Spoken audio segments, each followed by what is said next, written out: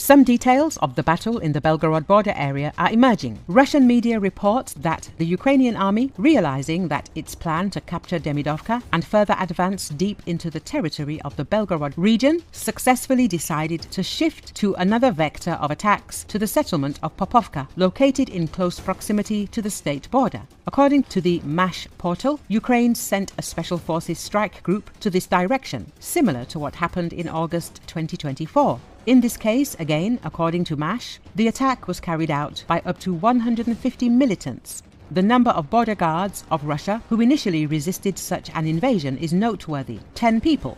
Then Russian fighters repelling the attack became 25 due to the arrival of 15 fighters from the 128th Brigade.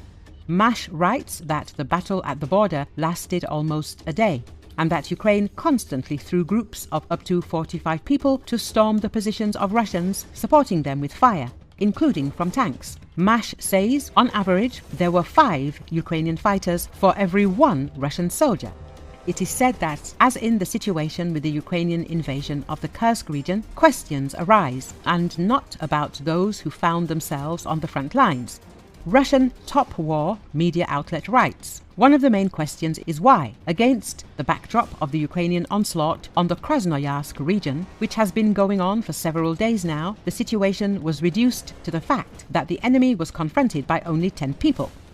Lack of intelligence, an old problem with coordination between individual units. Accordingly, the question is also why our very limited in number forces were forced to fight a long, multi-hour battle against many times superior enemy forces. After all, if it were not for the dedication and heroism of these 25 soldiers, then can we give any guarantees that the Ukraine's Special Forces units would not have repeated the August breakthrough in the Kursk region to a depth of 10 kilometers? Or is it that the information about such a small number of our fighters is a journalistic error?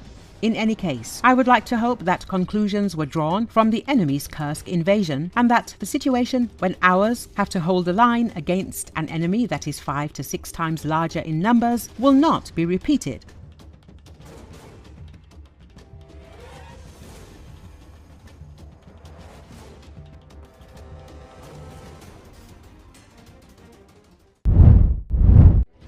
Fighters from the 28th, 93rd and 53rd Brigades of the Ukrainian Armed Forces have prevented Russian invaders from entering the industrial zone in Toretsk city in eastern Donetsk region and strengthening their position in the area.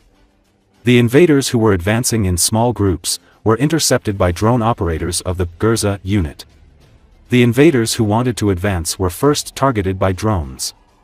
Later, while trying to enter the building, they were destroyed mainly by small arms fire. The only surviving soldier was shot and killed while trying to leave the area.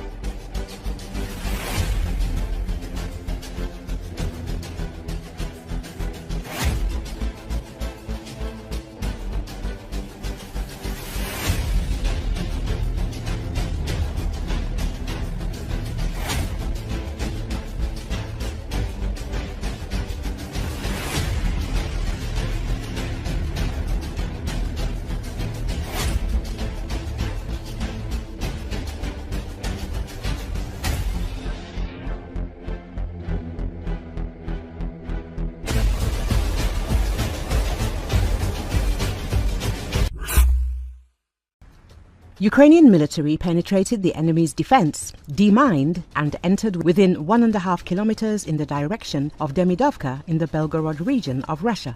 This was stated by Defense Express Director Sergei Zugurets on air at Espresso. The attacking actions in the direction of the Belgorod region, we are talking about Demidovka and Grafovka, actually began 5 to 6 days ago, he noted. According to him, at first, the enemy held the settlement, and now there is information that Ukrainian troops are there. He said that Demidovka and Grafovka are about 20 kilometers from the settlement of Gwevo, and this is the eastern section of the Kursk bridgehead, which is still held by Ukrainian troops on enemy territory. And here we can draw two conclusions: not to give the enemy the opportunity to transfer troops that are suddenly freed up in Kursk to other parts of the front. Zgurets named the first reason for the military actions of our units in this part of the Russian Federation. He added that pinpoint strikes are taking place there, since the number of Ukrainian forces deployed to the Belgorod region is not significant. The expert notes that in this territory of the Russian Federation, there are areas where Russian military units were located, which actively used drones to attack our units. And in fact, this could have been a subtask to dislodge the enemy from those areas where his drones were located. Zgurets said. The expert noted that several strikes were carried out using our military aviation. In the Belgorod region, enemy command posts were destroyed, as well as 4 Russian helicopters that were used for the attacks. This indicates that our long-range weapons, in particular HIMARS, are quite active in this area. Also, literally in the Grafovka area, one of the bridges that provides Russian logistics was destroyed once again. In fact, thanks to aviation and long-range systems, this area is now under our control, and the enemy will have to respond with some actions, either to accumulate forces in this area or to take some other measures. Although the enemy has no other measures now, except for trying to influence our military, Zgurets emphasized. The internet reports that the Ukrainian army has allegedly taken control of another settlement in the Belgorod region.